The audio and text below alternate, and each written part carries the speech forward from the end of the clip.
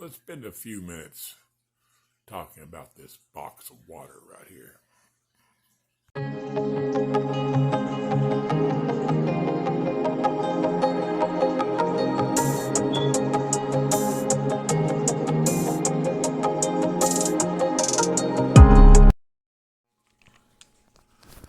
Zebra danios.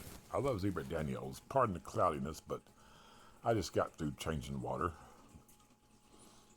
All right, let's talk about the Christmas moss.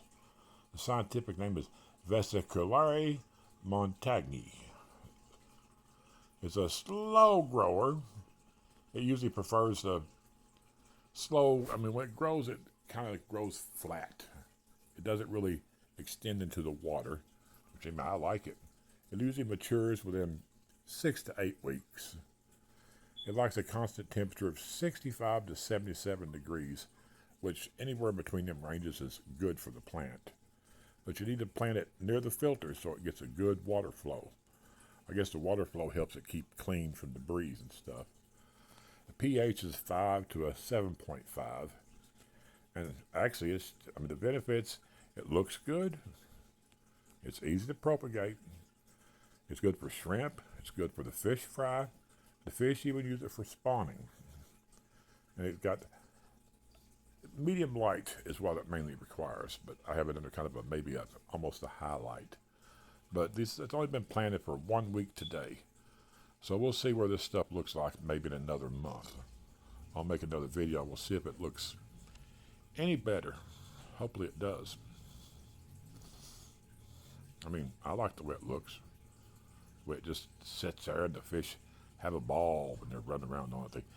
I think they spawn and mate on it. Good to have a bed underneath it when they're mating, I guess. All right, now let's move on to this little sucker right here. It's called the hornwort coontail. It's actually one of my favorites. Ceratophyllum demersum is the scientific name. It grows anywhere from 1 to 4 inches a week. It's a quick grower. It's easy to propagate. You just snap it in half and it's propagated. It's listed as a beginner plant. You got to watch it because it's floating around. It clogs your filters quite a bit. If you don't watch it, keep it away from your filters. And you can also group together and form something called a monoculture, which means it totally chokes out your other plants and starves them from light and nutrition, which is not good. And it puts off a toxin called allelopathy, which is deadly to phytoplankton like blue and green algae, which, I just love the way it floats around. Floats around. It's my favorite plant, actually. Although I never really had good luck with it in the past, but we're going to try again with the little fishies. I love my fish. I'm going to try to throw in some cardinal tetras and some ember tetras within the next month.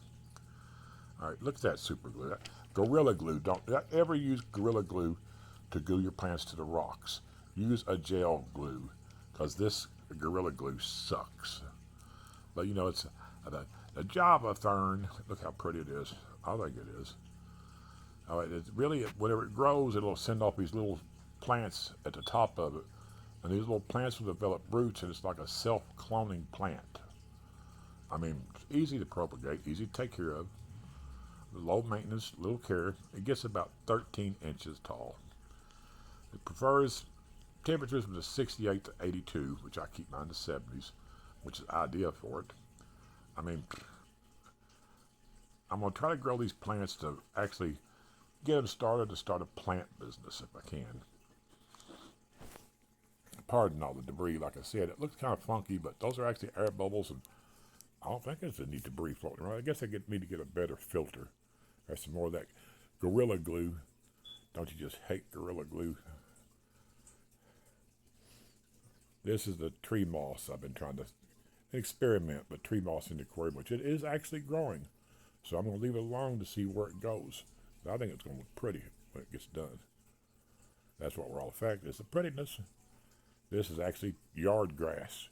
I know it's not going to live, but it looked good for the picture op that I had, so it's all that matters. Then we got the Anubias. The Anubias is a different matter. We might get to it sometime in the future, but the guy that had it did not know how to take care of it. He just let it float in the water. Didn't use any fertilizer. Anytime he changed the water in the tank, it was with chlorinated water. He just took it straight from the tap, straight into the aquarium. Hit the follow and like. Thank you.